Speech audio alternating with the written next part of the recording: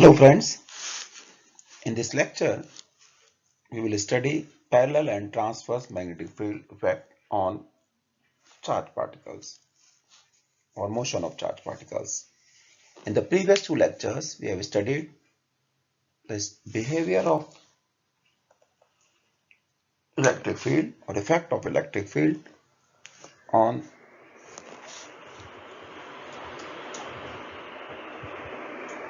charged particles, and especially we have concentrated for electrons. The behavior of magnetic field is entirely different than electric field, and many new results we will discuss, interesting results we will discuss here. In this lecture, we will study the the magnetic field effect on when particles are at rest, then magnetic field effect when particles are moving, and then possible applications, mathematical background, and basic descriptions, and finally the applications of this. Motion of charged particle in uniform magnetic field will be studied. We are restricting motion of charged particle here because magnetic field can affect only uniform charged particles only. Here we are discussing uniform magnetic field only.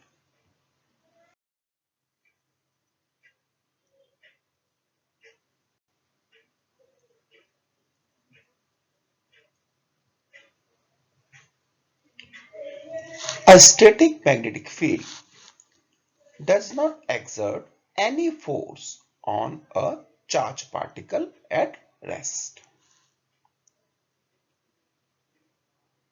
We have already studied in previous classes this. It can affect only when particle is in motion. Whenever a charged particle enters in magnetic force, a magnetic field with some velocity v, then there exists a force. And the force is given as q v cross b. V cross b gives the idea it is a vector quantity. Of course, v is a vector quantity, velocity in a particular direction. Magnetic field also have vector quantity, and v cross b is showing that the force will be perpendicular to both v and b.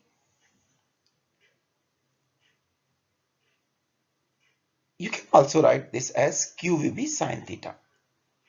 Then this depends on the angle between v and b, the direction.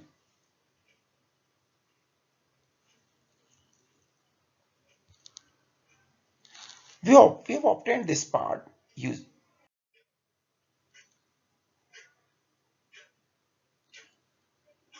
The direction of force is along the normal to the plane containing the vector v and b. This means the Lorentz force is always perpendicular to displacement of electrons.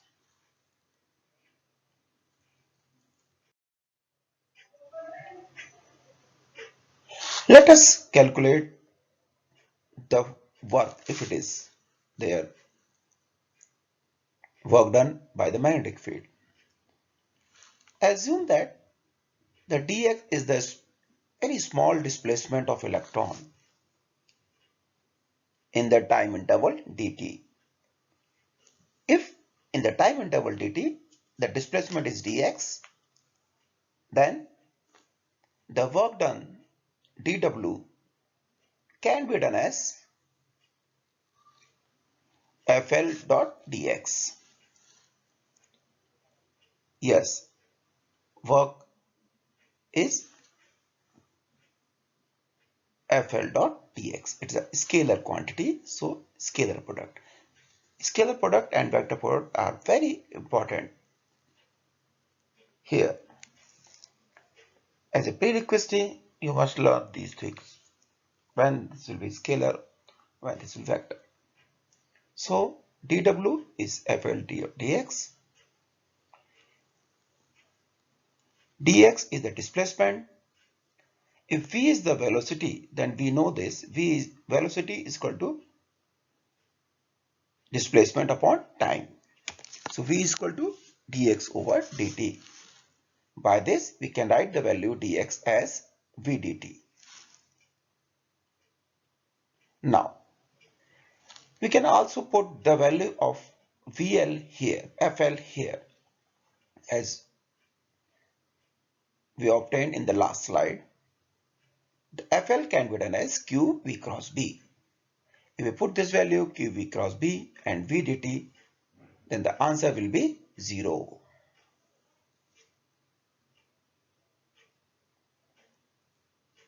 V dot T will be 0.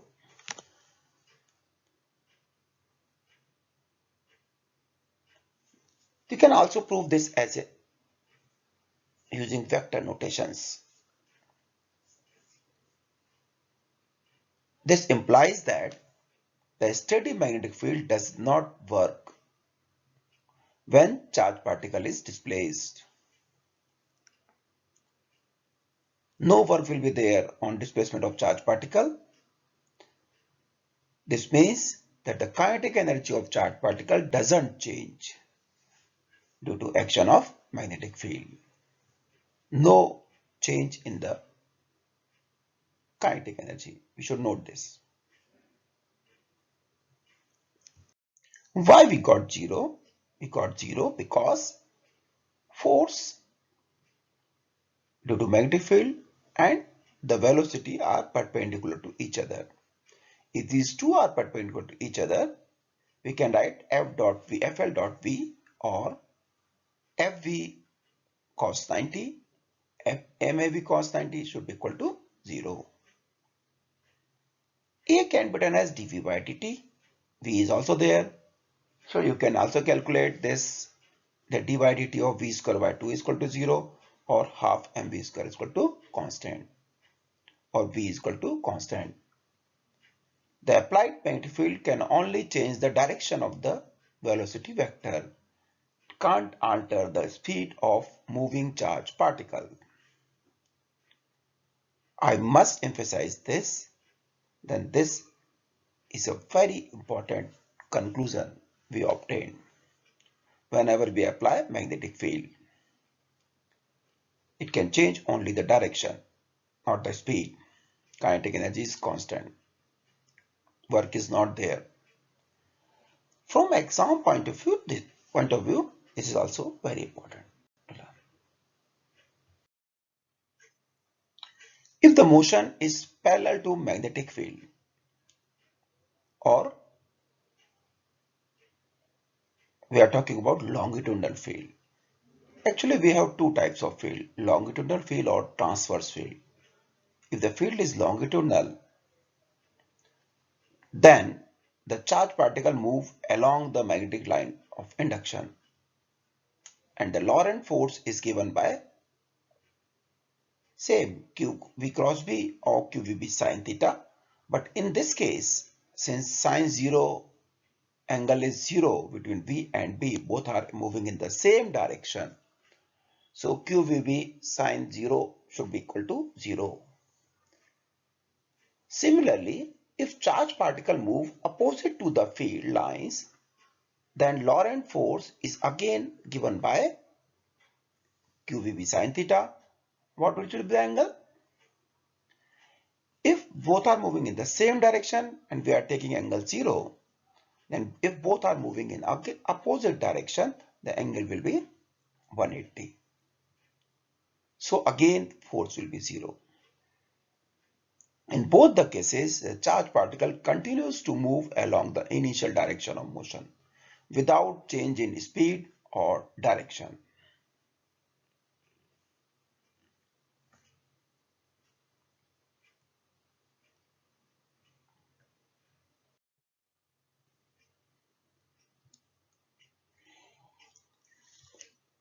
Can you see what is showing in the figure? Try to analyze the figure.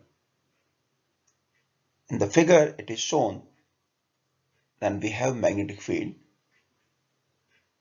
in x direction from left to right, and your charge particle is at rest. There is no velocity. Velocity is zero.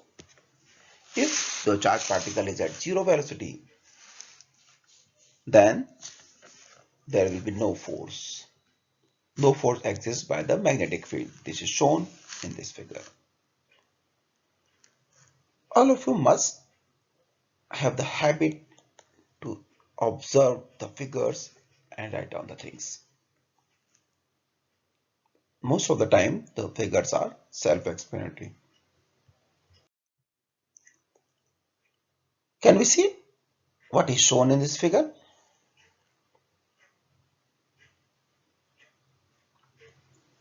In this figure, again, the magnetic field direction is from left to right. And in here, two charges are shown. One which is moving from left to right, one which is moving from right to left. The one which is moving from left to right have the same direction as magnetic field. And another one which is moving opposite direction having opposite angle. So the velocity in both the cases is parallel to b, of course, in different directions. One is same, one is opposite. But when we calculate force from the Lorentz force, QV cross B, there is an angle QVB sin theta. The angle in both the cases will be different.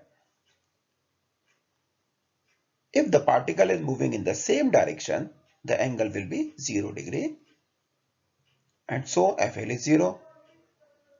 However, if the particle is moving in an opposite direction, the angle will be 180, but again give you mathematically 0 value.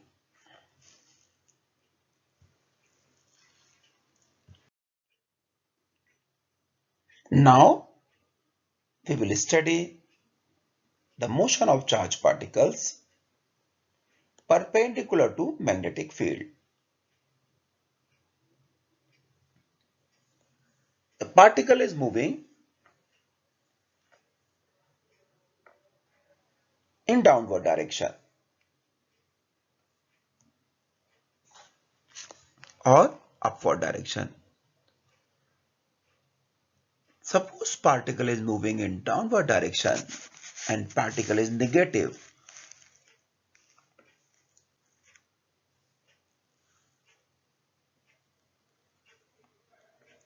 And we have assumed the magnetic field direction is what is this cross is showing. The cross is showing then the direction of magnetic field is inside the plane, inside the paper. If we use dot, it means outside the paper. This is inside the paper. So if you calculate the force due to this, there exists a force, and due to that force, the particle try to circulate in this field, try to deviate their path continuously and move in the circular direction. Similarly, it happens with the positive charge particle also. If positive charge particles are moving, it will give you different direction but circular. So since the field is always perpendicular to both, perpendicular to direction of motion and applied magnetic field, it will take circular path. It is a very important conclusion by the magnetic field, we can rotate the particle. What is the advantage of rotation? You should think here. We will discuss these advantages in the form of various applications we have developed. But the particles deviate from their path and gyrate. This is also called gyrations.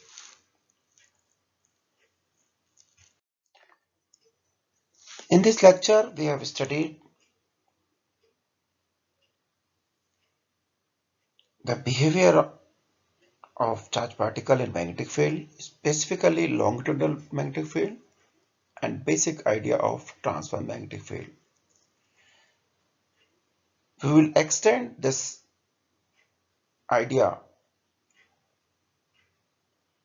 of transverse electric field and magnetic field and many mathematical expressions in the next lecture. We have studied here why we take the energy of work zero. It is also important from exam point of view.